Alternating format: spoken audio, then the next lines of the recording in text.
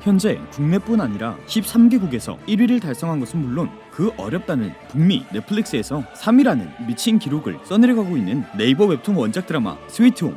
지금 시즌 1을 순식간에 보신 분들이 다음 작품인 시즌 2를 정말 눈이 빠져라 기다리고 계신 상황인데요. 많은 커뮤니티에서 스위트홈의 팬분들의 차기작에 대한 기대감을 확인할 수 있었습니다. 하지만 시즌2가 나오려면 꽤나 많은 시간을 기다려야 하는 게 현실이고, 이런 상황에 아쉬움을 표하고 계신 분들은 다시 시즌1의 회전문을 돌 수밖에 없는 상황이죠.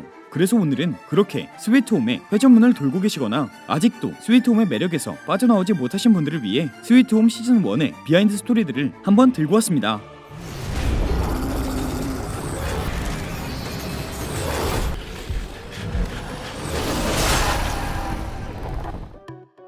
웹툰 스위트홈. 이번에 드라마로 제작된 스위트홈은 많은 분들이 알고 계시듯 동명의 웹툰을 원작으로 두고 있는데요. 웹툰을 좋아하시는 분들이라면 정말 모르는 분들을 찾기 어려울 정도로 인기가 많았던 웹툰이며, 그 평점 또한 9.97점으로 이미 작품성을 어느 정도 인정을 받았던 작품이었습니다. 이 인기는 국내를 넘어 해외에서도 이어졌는데, 그 정도가 미국의 웹툰 시장에서 스릴러 장르 압도적 1등을 유지하였다고도 하죠. 진짜 미친 겁니다 이거. 이런 부분들을 보면 스위트홈의 국내를 넘어선 인기는 이미 보증이 되었다고 봐도 무방할 것 같네요. 이 기록 12월 18일에 처음 세상에 공개된 스위트홈은 무려 공개 4일 만에 해외 13개국 1위는 물론 70개국 이상의 국가에서 탑 10에 랭크되면서 말도 안 되는 스타트를 끊었는데요. 대표적으로 한류의 바람이 강하게 불고 있는 동남아시아 국가들, 필리핀, 싱가포르, 대만, 베트남 등등의 국가들에서 압도적 1위와 넷플릭스를 떠나 문화산업의 성지라고 불리는 미국에서조차 7위라는 미친 기록으로 시작을 알렸습니다.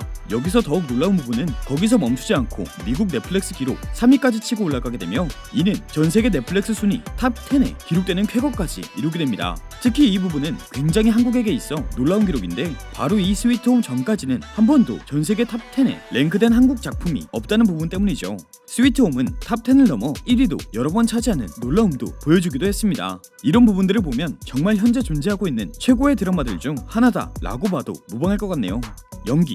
한국에선 굉장히 생소한 크리처물을 그리던 스위트홈이다 보니 스위트홈은 연출, 연기에 있어 굉장한 공을 들인 작품이었는데요. 일단 기본적으로 드라마의 베이스가 되는 스위트홈의 세트장부터가 3,500평에 달하는 세트장을 제작했어야만 했고, 이는 기존 정해두었던 금액을 상회하는 금액이었다고 합니다. 이런 기본적인 부분들을 제외하고 보더라도 드라마 스위트홈을 제작하는 데 있어 추가적인 노력이 들게 되었는데, 그것은 바로 배우들의 노고였다고 합니다. 드라마 자체가 크리처물이라 많은 분들이 CG의 힘을 많이 빌리지 않았을까 생각하시는데, 놀랍게도 최대한 CG를 자제하여 드라마를 촬영했다고 합니다. 영화의 주인공이었던 차현수 역을 맡았던 송강 배우는 실제로 차현수라는 히키코모리를 연기하기 위해 가발을 쓰고 매화를 촬영할 때마다 특별한 분장을 계속하여 받았어야 했다고 했는데, 이 분장이 너무 두껍고 리얼하여 분장을 한 채 퇴근을 하면 한 번씩 거울을 보고 깜짝 놀랐다고도 하죠. 연금 괴물이 첫 등장하는 씬인데요. 현수라면은 어떻게 할 수 있을까 이입을 되게 많이 했던 것 같아요. 머리를 그때는 좀 짧았어가지고 가발을 좀 붙였어요. 나 가발인 줄 몰랐어. 아 진짜요? 식당을 갔는데 성금을 먼저 받으시더라고요. 또한 이번 스위트홈에서 송강 배우 못지않은 스포트라이트를 받은 배우 이시영 배우는 전직 소방관 역할인 서희경을 연기하다 보니 운동을 정말 열심히 진행했다고 하는데요. 운동을 진짜 태어나서 이렇게 많이 한 게 처음이었던 것 같아요. 너무 힘들어서 감독님 제발 언제 찍는지만 알려달라.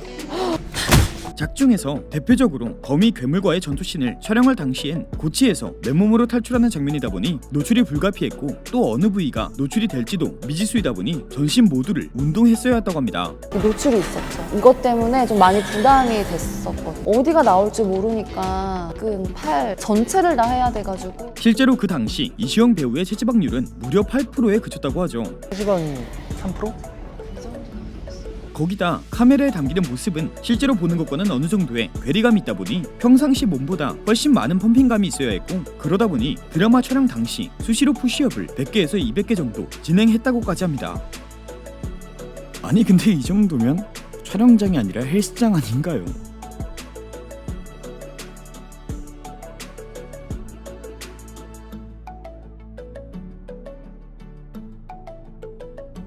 정말 엄청난 열정이죠. 괴물, 정말 웹툰에서 표현되었던 그대로의 모습을 100% 표현했다고 봐도 무방한 드라마 스위트홈의 괴물들. 스위트홈의 감독 이응복 감독은 이 부분을 실사화하기 위해 정말 많은 노력을 진행했다고 하는데요. 인간에서 괴물로 변하는 스토리이기 때문에 인간성과 괴물성을 반반씩 섞으려고 노력했다고 합니다. 그러기 위해서 무려 어벤져스 시리즈를 작업한 레거시 이펙트 팀과 협업을 진행했다고 하는데요. 대충 이 정도 작업물을 가진 팀입니다.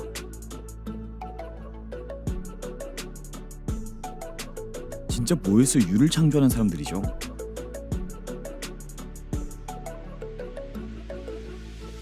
그렇게 최고의 재능들이 모여서 만든 작업물이 바로 우리가 보고 있던 스위트홈의 자연스러운 CG였다고 합니다. 또한 굉장히 아크로바틱한 괴물들이 다수 나오는 스위트홈의 특성상 CG만으로 표현하기 무리인 부분들이 있었다고 하는데요. 이 부분들을 표현하기 위해 제작진은 숨은 고수들을 찾았다고 합니다. 그리고 결국 캐스팅을 성공적으로 마쳤다고 하는데, 그 캐스팅을 한번 살펴보면 미국의 거미인간이라는 트로이 제임스를 섭외해 인간이 할 수 있는 최강의 움직임을 표현했다고 하고,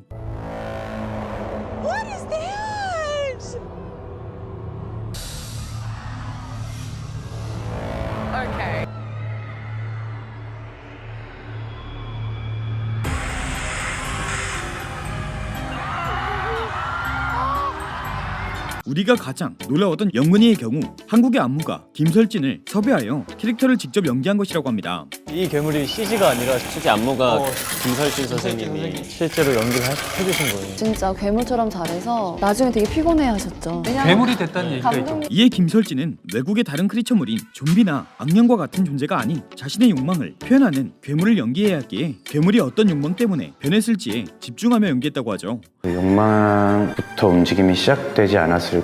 오직 그 목적 하나만 가지고 움직이면 좋겠다여서. 정말 이런 부분들을 보면 태생의 예술인인 것 같습니다. 여기까지 오늘은 한국의 레전드 띵작 드라마 스위트홈의 비하인드 스토리에 대해 알아보았는데요.